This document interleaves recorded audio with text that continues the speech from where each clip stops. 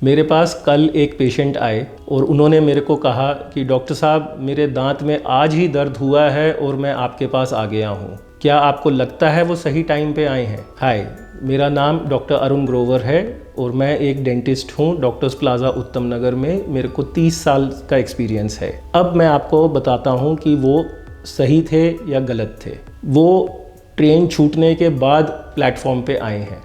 दांत में जब दर्द होता है और तब मरीज़ जब आता है, चाहे आपको ये लगे कि बस आज ही आया हूँ, 1 घंटे में आया हूँ, अभी अभी आया हूँ, लेकिन तब तक देर हो चुकी है। अब वो बीमारी काफ़ी बढ़ चुकी है, दांतों के अंदर गहरी हो चुकी है और अब आपके दांत के अंदर काफ़ी इन्वेजिव प्रोसीजर आपको कराना पड़ेगा। डेंटिस्ट के पास आने का सही समय तब नहीं है कि जब दर्द हुई है। डेंटिस्ट के पास आने का सही समय है कि आप बच्चा पैदा होता है उसके पहले जन्मदिन से एटलीस्ट वंस अ ईयर आप दांतों का चेकअप कराएं। जैसे टीकाकरण के लिए जाते हैं, टीके के लिए जाते हैं, बीमारी की इंतज़ार थोड़ी करते हैं, बीमारी से बचाव के लिए जाते हैं। एक बार बीमारी हो गई, अब बचाव की कहानी कहाँ रही, अब तो इलाज की कहानी आ गई है। अब बचाव कैसे किया जाए?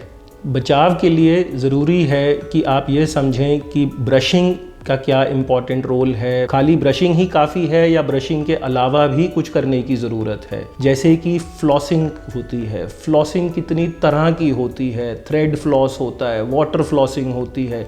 इसके क्या रोल है, ये क्या हेल्प करेगी और इससे आपको क्या फ़ायदा होएगा? पैसे का भी, समय का भी और दांत का भी। ये चीज़ें समझने के लिए आप एक डेंटिस्ट से जब कंसल्ट करते हैं तो वो आपको देख के यही सारी जानकारी बताते हैं बीमारी के होने से पहले, ताकि उसमें आपका खर्चा भी कम हो, आपके दांत भी बचें और आपको तकलीफ़ भी ना सहनी पड़े। और ये जो डर होता है कि हाई इंजेक्शन लगेगा, हाई दांत निकल जाएगा, हाई रूट कनाल होएगा, इन सब से भी बचाव हो जाएगा, इसकी नौबत ही नहीं आएगी। ब्रशिंग जो होती है, ब्रश दांतों के सब जगह नहीं जा पाता है। ये हमारे को लगता है कि हमने ब्रश कर लिया, सारे दांत साफ़ हो गए, लेकिन ब्रश दांतों के सब जगह नहीं पहुंच पाता है।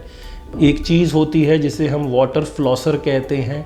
छोटी सी मशीन होती है पिचकारी जैसी, दांतों के ऊपर पानी का प्रेशर आता है और जिन जिन जगहों पे ब्रश साफ़ नहीं कर पा रहा है उन जगहों की सफाई हो जाती है और वहाँ पे कीड़ा लगना या कोई गम डिजीज़ होने का चांस बहुत कम हो जाता है। वाटर फ्लॉसिंग कैसे करनी है, वाटर फ्लॉसर कितने तरह के आते हैं, आपको उससे क्या फ़ायदा होएगा, ये सब अगेन आपको एक अच्छी कंसल्टेशन में ये जानकारी दी जाएगी। इन सब के बाद भी अगर आपको कोई और जानकारी चाहिए या आपको कोई मन में कोई क्वेश्चन है, कोई शंका है, तो आप मोस्ट वेलकम, आप हमारे को यहाँ डॉक्टर्स प्लाजा उत्तम नगर में आके कंसल्ट कर सकते हैं।